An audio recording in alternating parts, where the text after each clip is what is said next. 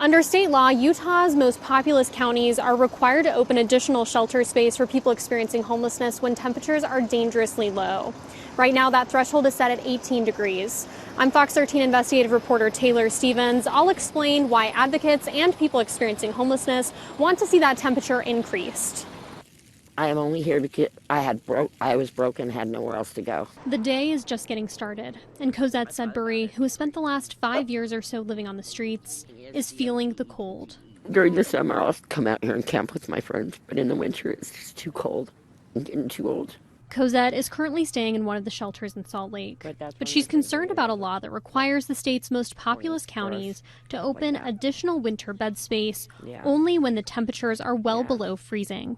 I think it's too cold. Personally, it's too cold. Just sitting out here this morning, and seeing in other states, it's not that low.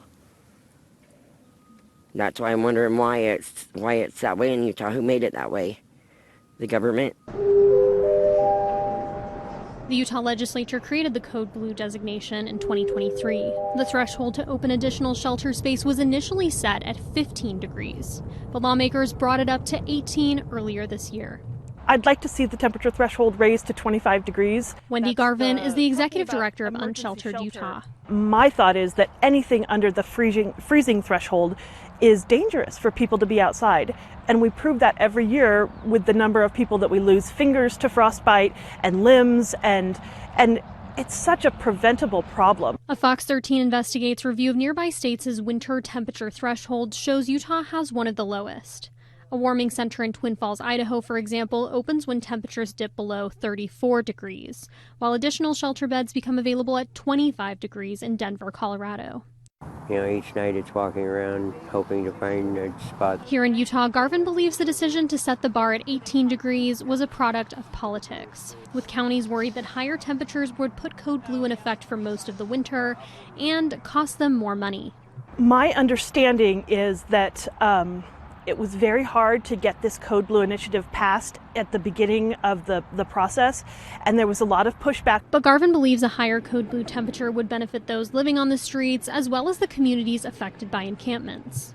Not only are we helping people who are in dire need and at dire risk, we are also getting those folks off the streets, and that is what the community has consistently been asking for years now. We think the least humane thing to do is have people sleep on our streets in an unsheltered manner. And Representative Steve Elison ran the previous Code Blue bills. He says he's weighing whether to raise the threshold again next year, but he ultimately believes the focus should be on creating more permanent winter solutions rather than on improving temporary approaches like Code Blue. Code Blue is really a bridge till we get to a larger facility that can accommodate everybody who needs temporary shelter. And so Code Blue is, we may need to adjust that temporarily until there are sufficient facilities, but that's what we'll be looking at during the course of the 45-day legislative session.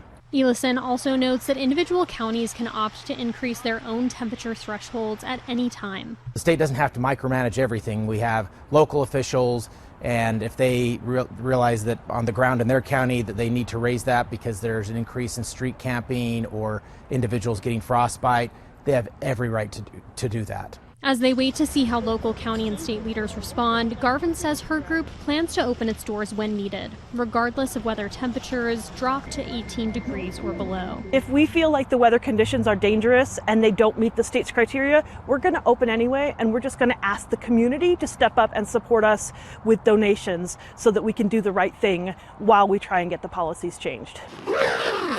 Take the time to talk to somebody and get to know somebody. In Salt Lake, Taylor Stevens.